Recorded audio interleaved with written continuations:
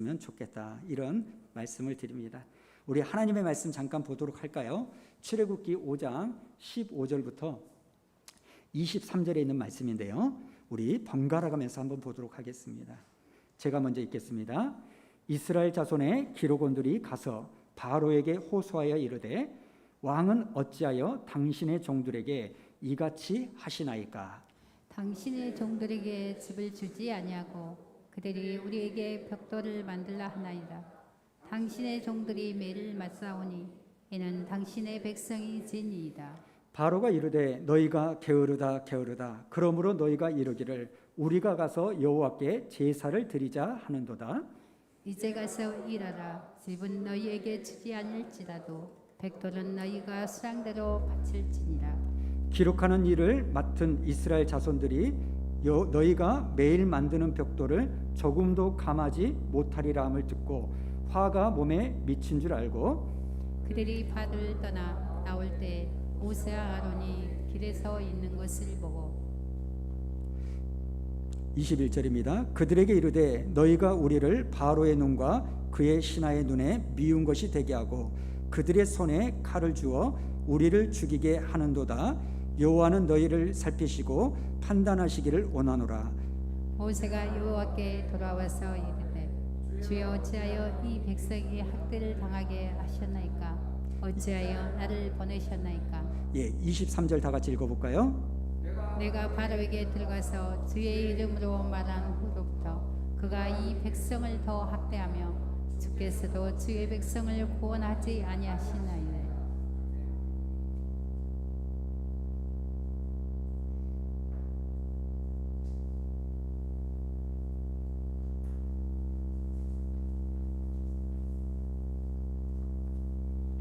갑자기 방송에서 좀 노이즈가 생기는데 좀 양해를 해주시면 좋겠습니다. 오늘은 고난당할 때 믿고 계속하라, 이 제목으로 하나님의 말씀을 나누도록 하겠습니다. 여러분, 우리가 살다가 보면 하나님이 나를 버리셨구나, 하나님이 나를 미워하시는 것은 아닐까, 이런 생각이 들 때가 있지 않습니까? 고난이 생겼을 때, 어려운 일이 있었을 때 내가 하나님께 그토록 믿고 매달렸는데 상황은 풀리지 않고요, 점점 더 악화되는 그런 일들이 있을 때, 그때 느끼는 감정이 뭐냐면 하나님은 나를 미워하시는가 봐, 하나님은 나를 싫어하시는가 봐, 하나님이 나를 버렸어, 이런 생각이 들 때가 있다는 겁니다. 내가 열심히 직장을 다니고 일을 하는데 갑자기 직장에서 내가 쫓겨나는 거예요. 내가 열심히 공부해서 취업 준비를 하는데 그 바쁜 시간 가운데서도 예배의 자리에 빠지지 않음에도 불구하고 내가 취직하지 못하고 합격하지 못할 때, 여러분, 이럴 때 믿음이 크면 클수록, 기도를 많이 하면 많이 할수록 그것에 대한 실망감과 좌절감이 크게 다가오기도 하고요, 그리고 하나님께 버림받았다라는 그 생각을 할 때가 있다는 겁니다. 오늘 본문 우리가 읽은 말씀도요, 그 내용 중에 하나라는 겁니다. 우리가 이 본문을 가만히 보면 하나님이 지금 바로에게 모세와 아론을 보내지 않습니까? 뭐라고 보냅니까? 너는 바로에게 가서 내 백성을 내보내라, 내 백성을 풀어줘라, 이렇게 말하라고 보내는 거예요. 여러분, 이런 명령을 받았을 때 이스라엘 백성이나 모세에게 기대감이 있지 않았겠습니까? 하나님께서 가라고 했으니까 내가 그 말씀에 순종하여 바로에게 가면 뭔가 변화가 있을 거라는 그 기대가 분명히 있었을 거예요.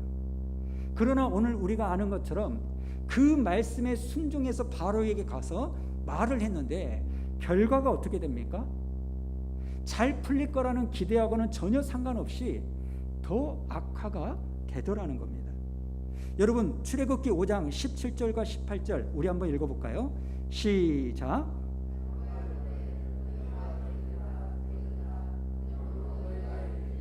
우리가 가서 여호와께 제사를 드리자 하는도다. 이제 가서 일하라. 짚은 너희에게 주지 않을지라도 벽돌은 너희가 수량이 맞을지니라. 여러분, 무슨 말입니까? 니들이 지금 그런 말을 하는 거 보니까 배부르고 등 따시니까 헛생각을 하는 거다. 내가 더 이상 너희들에게 짚을 제공하지 않을 거다. 대신 짚을 받지 못한다 할지라도 너희들이 할당받은 수량은 채워야 된다. 그 노역이요 더욱더 중해진 거예요. 설상가상으로 이런 일이 있으니까 그 5장 21절에 이스라엘의 기록원들이 모세와 아론을 만나서 뭐라고 말합니까? 21절을 보십시오. 그들에게 이르되 너희가 우리를 바로의 눈과 그 신하의 눈에 미운 것이 되게 하고 그들의 손에 칼을 주어 우리를 죽이게 하는도다. 여호와는 너희를 살피시고 판단하시기를 원하노라. 어떤 의미입니까? 지금 모세와 아론이 하나님의 말씀에 순종하여 바로에게 가서 우리 백성을 풀어줘라 이렇게 말했는데 그 믿음의 순종의 결과가 어쩝니까? 이스라엘 동족들은 더 무거운 짐을 지게 되는 거고 모세와 아론은요 자기 동족들에게 미운 오리 새끼가 되어가지고 찍히고 있는 거예요. 여러분, 내가 하나님의 말씀에 순종했으면 안 되는 일도 돼야 되는 거 아닙니까? 막혔던 길도 풀려야 되는 거잖아요. 그런데 우리가 살다가 보면 내가 분명히 하나님의 말씀대로 순종했는데 이렇게 되기보다는 잘 되던 것도 안 되고 상황이 더 악화가 될 때가 있다는 겁니다. 여러분, 내가 하나님의 말씀에 순종했음에도 불구하고 믿음 생활을 하고 있음에도 불구하고 이런 일이 있을 때 우리가 해야 될 게 뭡니까? 오늘 말씀에 가만히 보면 첫 번째는요, 고난당할 때 하나님의 말씀에 순종했어도 어려운 일이 생겼을 때는 여러분 설명 들으려고 하면 안 된다는 거예요. 여러분, 하나님께서는 자기 백성들이 고난당할 때 명쾌하게 그 고난을 당한 이유 그리고 앞으로 어떻게 될 것인지에 대해서 설명하지 않는 일들이 너무너무 많습니다.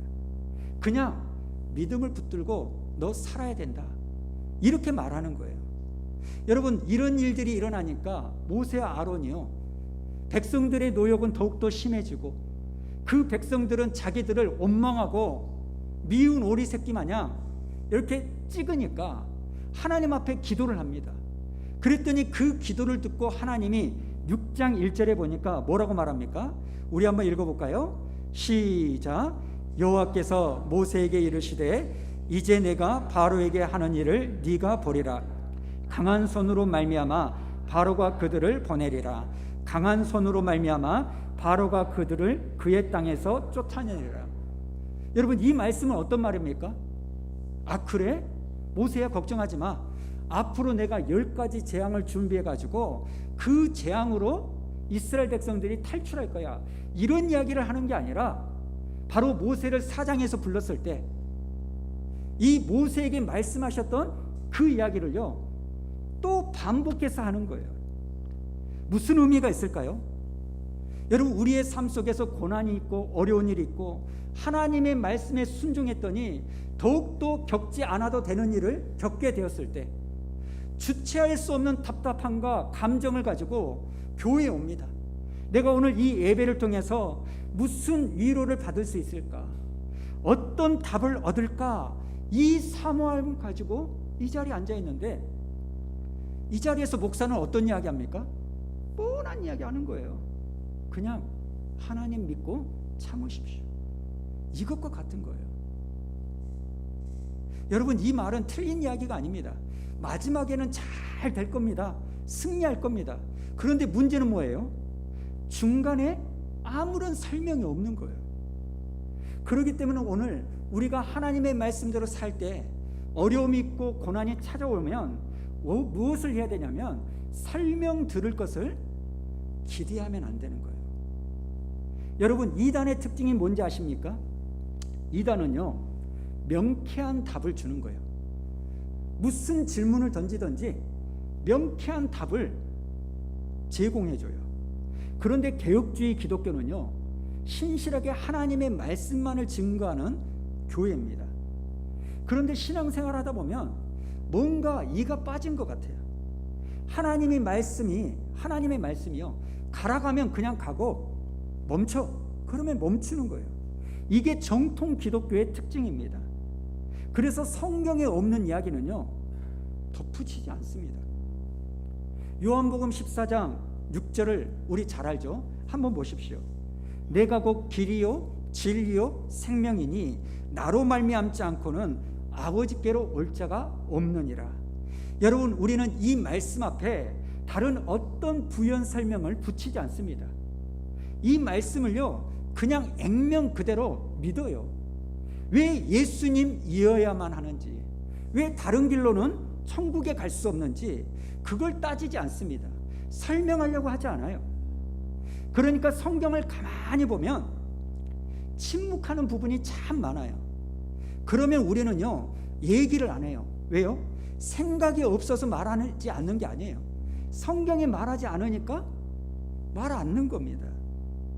여러분, 우리가 정말 잘 알아야 될 게 뭐냐면 하나님의 말씀 성경은요 우리의 궁금증을 해소해 주는 책이 아니라 구원에 필요한 말씀, 그리고 하나님의 자녀로 살아가야 되는 그 말씀만이 기록되어져 있는 거예요. 그래서 기독교는요 항상 시비거리가 될 가능성이 매우 커요.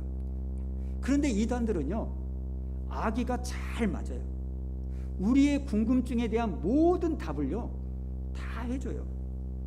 그런데 우리가 알아야 될 게 뭐냐면 명쾌한 답을 제공하면 제공할수록 우리 마음 가운데 경계가 있어야 돼요. 아, 이건 이단일 가능성이 크다. 여러분, 어떻게 인간의 지혜로 하나님의 지혜를 다 알 수 있습니까? 제가 예전에요 구원파 박옥수 목사가 세미나를 한다고 해가지고 제가 그것을 조사하기 위해서 가본 적이 있습니다. 가서 봤더니 그런 이야기를 하는 거예요. 신약에 보면 예수님께서 가늠한 여인이 잡혀오는 그 사건이 있지 않습니까? 그렇게 잡혀왔을 때 예수님이 길바닥에다가 뭔가 글을 이렇게 썼어요. 여러분, 예수님이 무슨 글을 쓰셨을까요? 몰라요. 왜요? 성경은 기록하고 있지 않으니까. 근데 그 박옥수 목사는요 뭐라고 말하냐면 그때 썼던 글이 어떤 글이냐, 다니엘서에 나왔던 환상 중에 큰 손가락이 글을 썼던 그것이 이거다, 이렇게 말해요. 여러분, 신천지 이만희도요 성경 풀이를 할 때 어쩝니까? 성경은 구약과 신약이 짝이 있다. 그래서 모든 말씀은 풀린다. 맞는 말인 것 같지만 그 한 구절과 한 단어만 편협하게 갖다 무리하게 해석하는 거예요. 여러분, 성경은요 우리가 필요한 것들만을 말하지 우리의 모든 삶에 대한 궁금증을 해소해주는 책이 아니라는 겁니다. 우리가 당하는 어려움도 마찬가지 아닙니까? 여러분, 우리가 겪고 있는 수많은 어려움과 고난을요 어떻게 설명을 명확하게 할 수 있습니까? 예를 들면 신약이 나오는 질병의 문제도 마찬가지예요. 신약의 질병은 왜 생긴단 말이에요? 귀신 때문에 생겼다, 이렇게도 말하고, 죄 때문에 질병이 생긴다, 이렇게도 말하고요. 또 어쩔 때는 하나님의 영광을 드러내기 위해서 하나님께서 허락하신 질병이다, 이렇게 성경은 말합니다. 그런데 우리가 하나님도 아닌데 어떻게 그것을 명확하게 이건 죄 때문이다, 이것은 귀신 때문이다, 이것은 하나님의 영광을 위하여 하나님이 허락하신 거다, 쉽게 설명할 수 있겠습니까? 이런 의미에서 우리가 고난 중에 있을 때 우리가 가져야 될 태도는 뭔지 아십니까? 자꾸 이유, 앞으로의 일, 설명 들으려고 하는 것이 아니라 하나님의 말씀을 믿음으로 붙잡는 게 필요한 줄로 믿습니다. 어떤 믿음을 붙잡아야 될까요? 하나님은 선하신 분이다. 하나님은 결코 나를 망하게 만들지 않으신다. 그래서 여러분, 우리는요 알고 신앙생활하는 사람이 아니라 믿고 신앙생활하는 사람인 줄로 믿습니다. 구약에 나오는 욥에 대한 많은 논쟁을 보십시오. 욥이 당하는 고난에 대해서 자꾸 설명하려고 하니까요, 이런 말씀이 죄송합니다만 쓸데없이 42장까지 딱 나가는 거잖아요. 그런데 그 욥의 말미에 보면 하나님이 갑자기 욥에게 임재해서 욥을 건져주시는 것으로 그 고난이 끝나지, 그 고난의 설명으로 그 욥의 고난이 끝난 게 아니라는 거예요. 이런 점에서 우리 앞에 크고자 하는 고난이 있을 거예요. 걱정과 근심과 알 수 없는 두려움이 있을 겁니다. 아무리 생각해봐도 왜 내가 이런 어려운 가운데 빠져야 되는지, 도대체 하나님은 나보고 어쩌라고 하는 것인지 여러분 답답할 때가 있을 거예요. 그럴 때 자꾸 설명을 들으려고 하지 않아야 되는 거예요. 하나님께서 나를 붙잡아 주실 거다. 최후에는 나를 승리케 하실 거다. 이 믿음을 붙들고 믿음으로 나아가는 것이 중요한 것인 줄로 믿습니다. 요셉도 마찬가지 아닙니까? 요셉처럼 고난을 당한 사람이 너무 없어요. 요셉은요, 노예로 형들에 의해서 팔려갈 때 성경은 왜 노예로 팔려가는지 설명하지 않습니다. 자기 주인 아내를 강간하려고 하다가 미스에 거쳤다는 이 누명을 쓰고 감옥에 들어가도요, 성경은 왜 누명을 쓰고 요셉이 감옥에 들어가지 설명이 없어요. 심지어 감옥에 들어가서도요, 꿈을 해몽해 줬더니 해몽을 듣고 복귀한 그 관원이요, 내가 나가면 너를 풀어줄게, 내가 너를 꺼내줄게, 이 약속을 했음에도 불구하고 그 약속이 지켜지지 않는 그 이유를요, 성경은 설명하지 않습니다. 그런데 요셉은요, 그 고난 가운데 13년을 무려 어쩝니까? 믿음으로 인내하며 이겨나가는 거예요. 그리고 13년이 지나서야 자기 형들이 가뭄으로 인하여 식량을 사러 왔던 그 모습을 보고 그제서야 왜 내가 노예로 팔려가게 되었는지, 왜 내가 누명을 쓰고 감옥에 갇히게 되었는지, 왜 내가 감옥에서 빠져나오지 못했는지 그제서야 그 이유를 깨닫게 되는 거예요. 여러분, 창세기 45장 5절에 보면 이 요셉이요, 자기 형들을 만나고 나서 이렇게 고백합니다. 자, 5절 우리 한번 읽어볼까요? 시작. 당신들이 나를 이곳에 팔았다고 해서 근심하지 마소서, 한탄하지 마소서. 하나님이 생명을 구원하시려고 나를 당신들보다 먼저 보내셨나이다. 여러분, 설명이 되지 않는 그 상황 속에서 요셉의 그 고난을 극복할 수 있었던 것은 하나님의 말씀에 대한 믿음을 붙잡고 극복했지, 왜 내가 이런 일을 겪어야 되는지, 앞으로 어떤 일이 일어나야 되는지 그 설명과 이유를 가지고 극복하지 않았다는 겁니다. 이런 점에서 우리의 불신앙이 뭡니까? 어려움 가운데 있을 때, 고난 가운데 있을 때 자꾸 그 이유를 설명해 주려고 하는 사람을 찾아가는 것이 불신앙이에요. 여러분, 그 설명은 우리의 길을 즐겁게 할 수는 있을지 몰라도 그 설명이 저와 여러분의 믿음을 강화시켜 주지는 못한다는 겁니다. 마태복음 11장에 보면 침례 요한의 사건이 나오죠. 성경은 침례 요한을 가리켜서 구약의 엘리야다, 그리고 하나님의 아들 예수의 길을 예비하는 소리다, 이렇게 말합니다. 그런데 이 침례 요한이요, 헤로디아의 음행을 고발하니까 그만 감옥에 잡혀서 죽을 날짜를 기다리고 있는 상황이에요. 그러면 이 요한의 입장에서는 그런 일이 자기 가운데 있으면 천사가 찾아와서 요한아, 걱정하지 마, 네 사명은 끝났고 앞으로 하나님의 나라는 이렇게 전해질 거야, 이렇게 말해야 되는데 하나님이 감옥에 갇힌 요한에게요, 아무런 설명을 하지 않는 거예요. 그러자 침례 요한이 답답하지 않습니까? 그래서 제자들에게 예수님에게 찾아가 물어보라고 해요. 뭐라고 물어보라고 합니까? 오시리가 당신입니까? 여러분, 지금까지 자기가요, 예수님에 대해서 증거하면서 보라, 세상 죄를 지고 가는 하나님의 어린 양이다, 나는 그분의 신발끈도 풀 수 없는 미약한 존재이다, 이렇게 말을 해놓고 이제는요, 예수님을 의심하는 거예요. 그래서 제자들을 보내죠. 그 제자들의 이야기를 듣고 예수님은요, 요한의 의심과 궁금증을 설명하지 않습니다. 오히려 누가복음 7장 22절에 보니까요, 이렇게 말하는데요. 자, 22절 우리 한번 다 같이 읽어볼까요? 시작.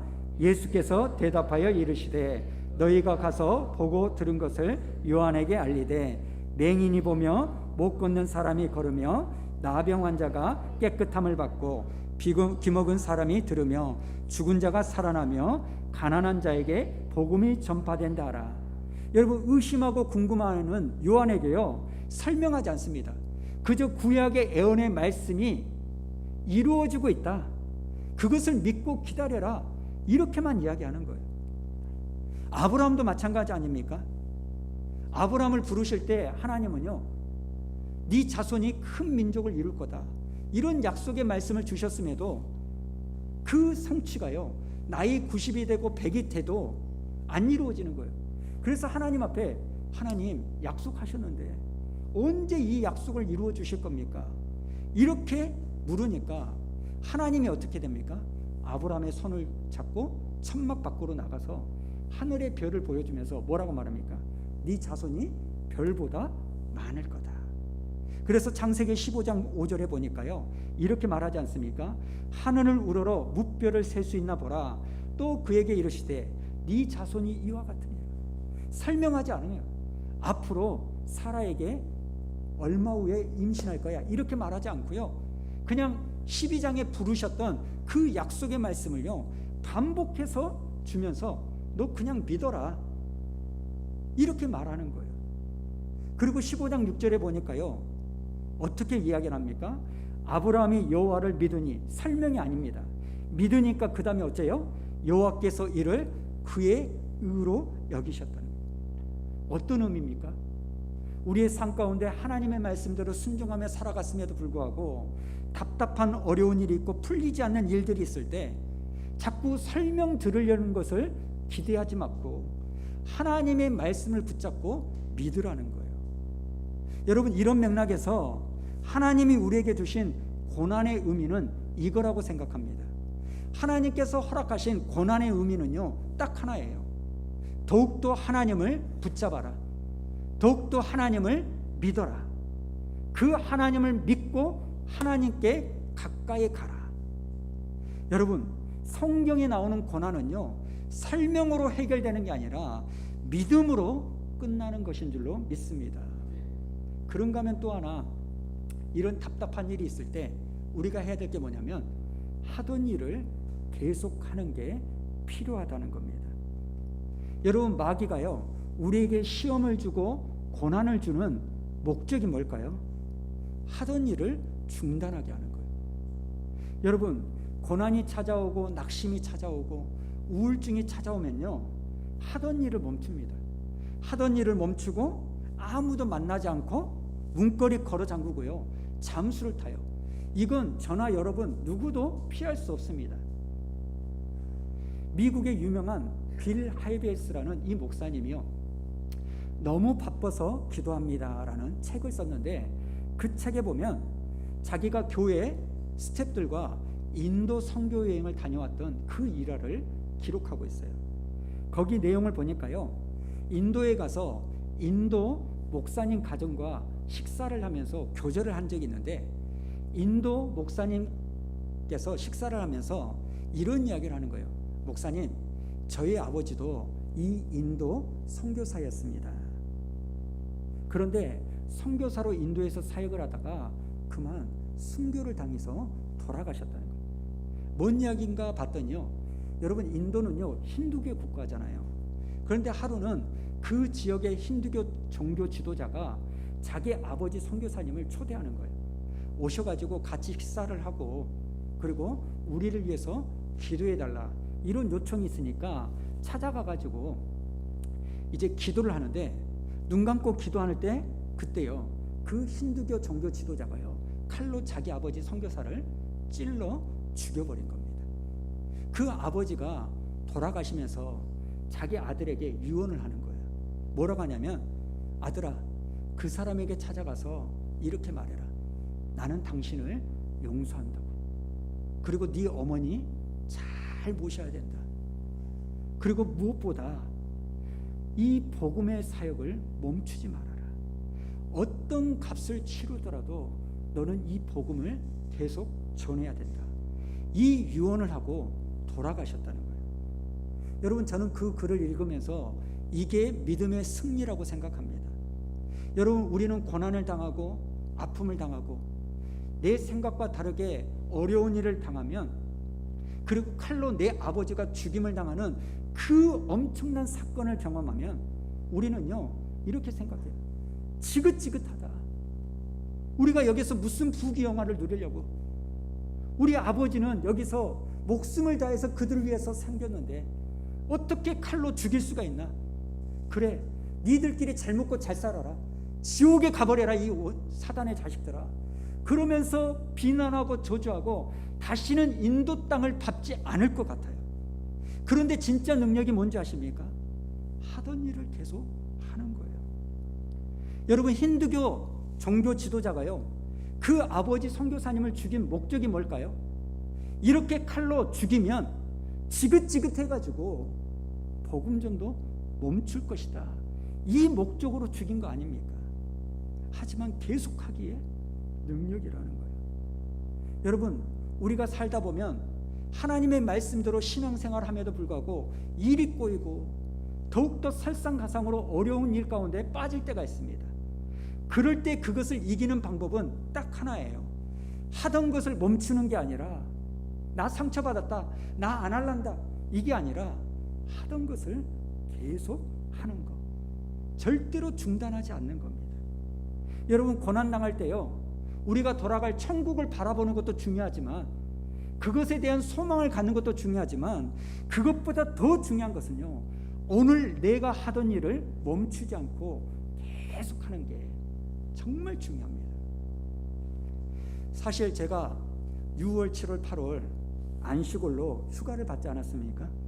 한 6월 중순 말쯤 되니까요 갑자기 아내가 저에게 이런 이야기를 하는 거예요. 여보, 내가 휴가를 낼 테니까 우리 제주도 한번 다녀오자고.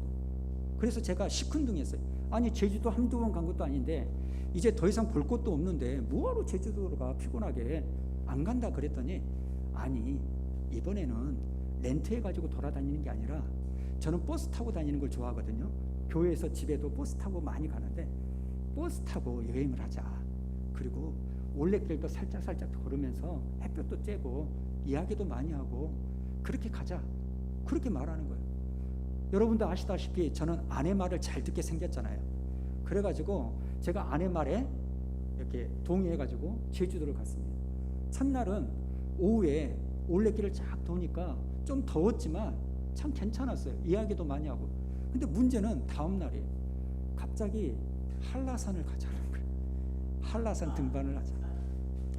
제가요 펄쩍펄쩍 뛰었죠. 아니, 나는 동네 뒷산 올라가는 것도 싫은데 무슨 한라산이냐.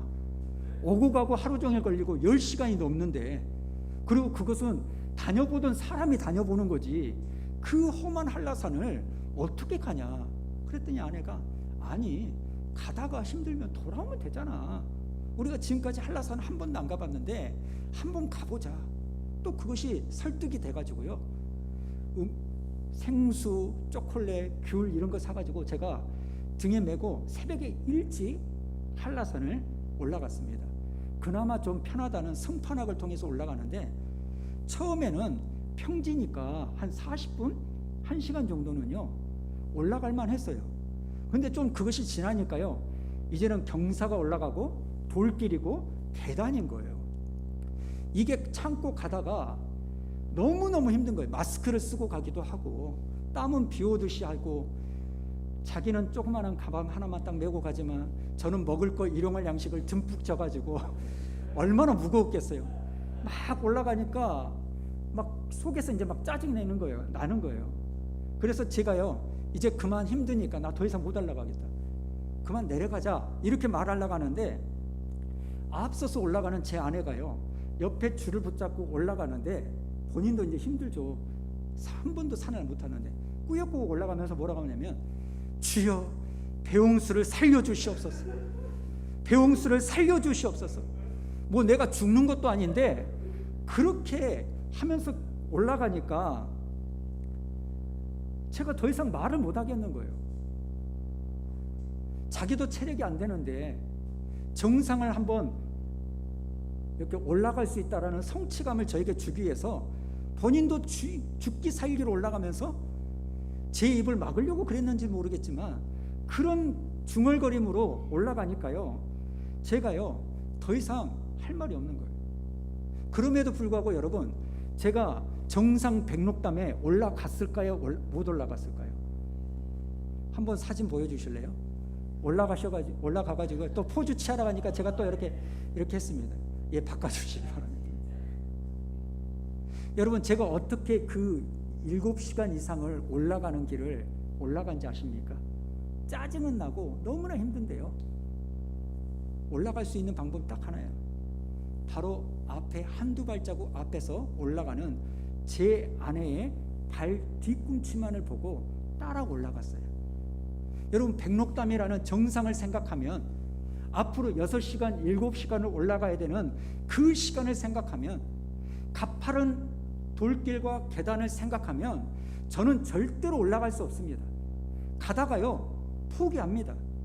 그런데 제가 올라갈 수 있었던 것은요, 바로 한두 발자국 앞에서 올라가고 있는 제 아내의 발 뒤꿈치만을 보면서 따라서 한 걸음 한 걸음 한 걸음 올라가니까 어느덧 정상에 올라가는 거예요. 여러분, 제가 깨달은 게 뭔지 아십니까? 어려운 일이 있을 때, 고난 가운데 있을 때, 너무나 아픔 가운데 있을 때, 너무 멀리 있는 거, 너무 거창한 것을 보면 우리는 그 환경에서 벗어날 수 없습니다. 그런 어려운 가운데 있을 때 내가 벗어날 수 있는 길은요, 바로 내 앞사람의 발 뒤꿈치를 보고 올라간 것처럼, 오늘 내가 해야 될 일을 해낼 때, 내일 되면 또 내일 해야 될 일을 해낼 때, 어느 순간 우리는 그 정상에 도달할 수 있다는 겁니다. 사랑하는 성도 여러분, 다윗도요 수많은 시련과 고난을 겪습니다. 시편 13편 1편에 보면 이런 이야기가 있죠. 1절을 보십시오. 여호와여, 어느 때까지니까 나를 영영히 잊으시나이까? 주의 얼굴을 나에게서 언제까지 숨기시렵니까? 하나님께 버림받은 것 같은 그 절망 가운데 있을 때, 여러분, 다윗은요 그 환경을 바라보고 무너질 수 않고 승리할 수 있었던 일은 매일매일 자기가 해야 될 일 해나가며 살아갈 때 승리하는 겁니다. 여러분, 우리가 고난 가운데 빠져나올 수 있는 길은요 설명으로 빠져나오는 거 아닙니다. 앞으로 어떻게 되어질까라는 그 과정을 들어야 빠져나오는 게 아닙니다. 하나님의 말씀을 믿고 붙잡을 때, 그리고 오늘 내가 해야 될 일을 해낼 때, 우리는 그 어려운 가운데 빠져나오는 그 은혜를 경험하고 결국은 정상에 도달하게 될 줄로 믿습니다. 낙심되는 일이 있을 때, 여러분, 그럼에도 불구하고 나는 이번 주일 예배에 참석할 거야. 어려운 일이 있을 때, 그럼에도 불구하고 내가 맡은 일은 이루어내고 말 거야. 오늘 하루하루를 해낼 때 하나님은 우리를 선하게 인도해 주실 줄로 믿습니다. 우리 찬양 부르고 하나님 앞에 기도할까요?